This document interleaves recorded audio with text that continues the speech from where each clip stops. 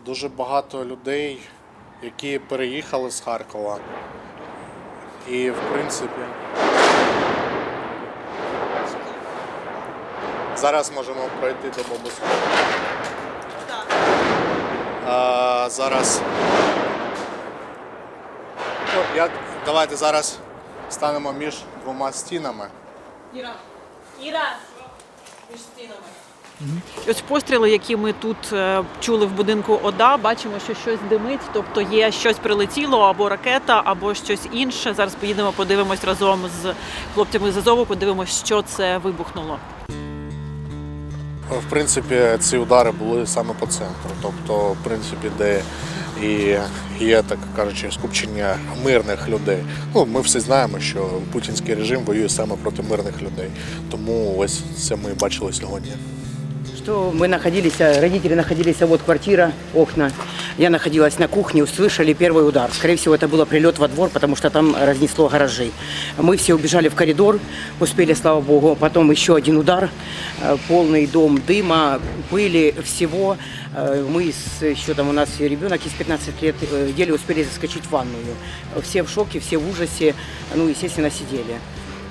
И потом уже начало, когда дым рассеиваться, мы начали бегать, смотреть, нету ли этого самого пожара.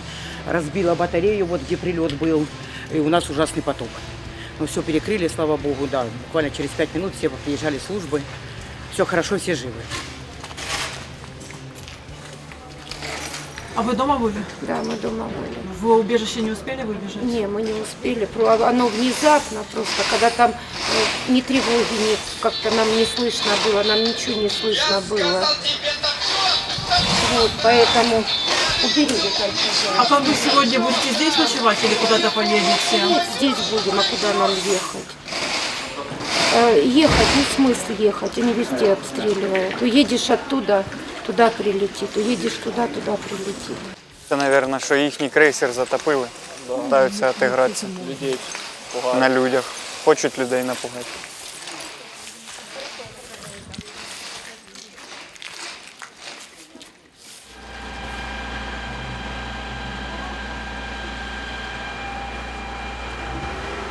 Ваня!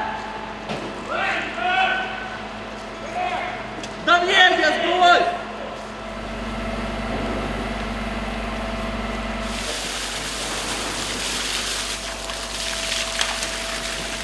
Ми в Харкові, і сьогодні тут відбулася знакова подія. Демонтували пам'ятник маршалу Жукову.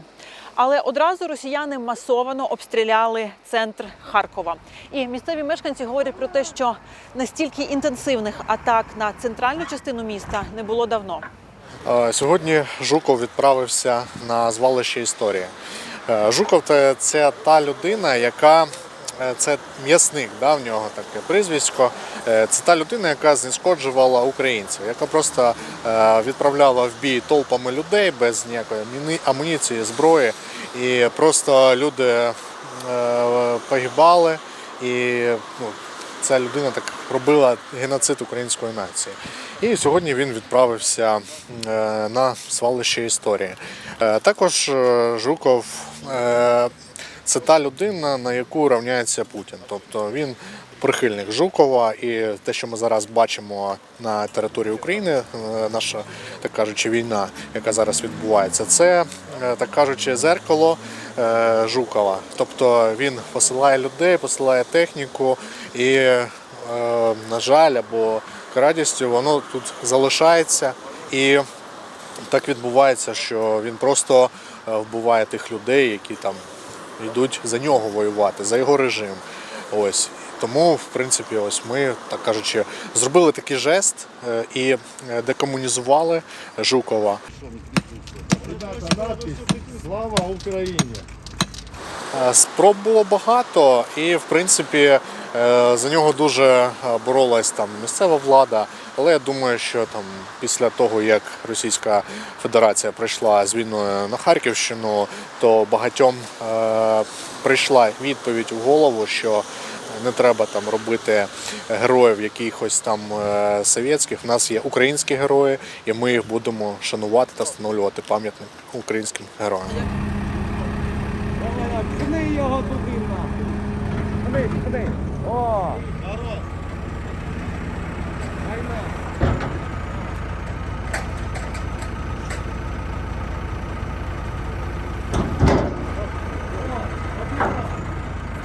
Я говорю, ты не знаешь, кому стоял бюст? Знаю. Кому? Кому? Кому стоял? Кому? Жукову. Кому? Жукову кому? А кто такой Жуков кому? Кто такой Жуков? Жуков. Маршал Жуков. 400 герой Советского Союза. 32 миллиона людей. Так хоть 50. Зато победа была. А вы против, да, то, что я знаю? Нет, если бы хорошо его демонтировали, где-то отвезли, но не так, как они сделали, КАМАЗом толкнули, скинули, на свалку показывают, привезли. Если бы аккуратно, демонтировали, как они говорят. Так Я его, не по сути, против. демонтировали. А? Его ж, по сути, и демонтировали. Ну ты видел, как КАМАЗом его сбили? Да, довольно цивильно. Это демонтаж такой? Не, не Аккуратно збили. краном снять, а потом Не-не-не. показывают на свалку, выкидывают его. Ну, підождіть. Я Як він відносився до людей? Я не Да, за это, и- просто аккуратно памятник. Як він відносився до солдат? Невже до його пам'ятника треба відноситися лучше? Ну, Це і так доволі цивільно було.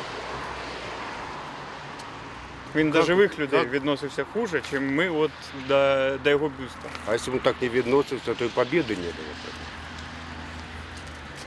Ну, а вам все равно на жизни людей, вам важно, щоб була победа Советского Союзу. Ну, я всю жизнь жил спокойно, в спокойном государстве, в спокойной Украине жил. Отлично, супер Украина. Я Украину люблю, люблю. Я без нее жить не могу. Я сам коренной подтачу. Я Украину люблю.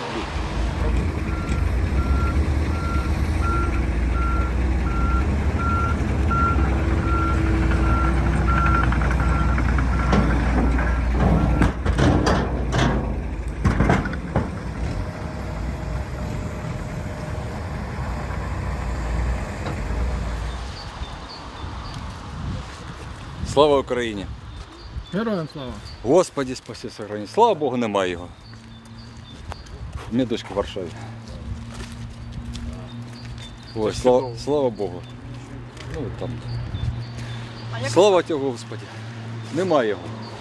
Ой, та Жуков, якщо чесно, я Жукова поважав років 5-10 назад. А зараз А що змінилося? на 360 градусів змінилося. На 360 градусів. Боже, перевернулося все в мене. Жуков, маршал армии Советского Союза. Всё. Этот памятник, он стоит, например, в Харькове, стоит где-нибудь в Магнитогорске, допустим. Да. И это нас объединяет. А не хотелось бы, чтобы это нас объединяло, потому что правительство России может использовать вот такие вещи для пропаганды того, что мы один народ. Правительство России вот эти вот сносы памятников и используют для того, что и говорит, что у нас нацисты. Вот и все. Вот тем, что происходит декоммунизация, тем правительство России показывает, что здесь нацисты. Ну, мое мнение такое. Если на нас злятся, то значит мы делаем свою работу правильно. Ти віриш в нашу перемогу, от саме перемогу? Конечно, да. Тобто не домовленості, не там дипломатичні. Конечно, вірю в перемогу. Ну, блін. На нашому босі весь цивілізований світ, ленд-ліз. От. Ждемо просто, поки роздупляться, так сказати, западні партнери. Хоча вони і так дуже гарно допомагають. Я колись був зі своєю дівчиною на Західній Україні, і ми заходили в музей ОУН-УПА. Там був, значить, один плакат, який состояв із 3 плакатів, із 3 картинок. Значить, сидить голий українець у грязній хаті і написано «Коли прийшов Гітлер». Потім точно така сама картинка і написано «Коли прийшов Сталін». І третя, на столі їда, вода, висить портрет, в якому на стіні висить портрет, і в портреті фотографія цього українця, хазяїна дома. От. І все у нього класно. Значить, для мене перемога – це коли Україна єдина та соборна і вільна. От що таке перемога України в моєму розумінні.